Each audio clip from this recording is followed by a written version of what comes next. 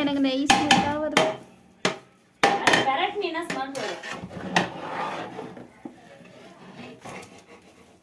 நமக்கு இந்த ரேஸில் பாஸ்வேர்டு நேற்று நான் பண்ணுறேன் பக்கம். ஆமாம். அப்போ நாளைக்கு லீவா?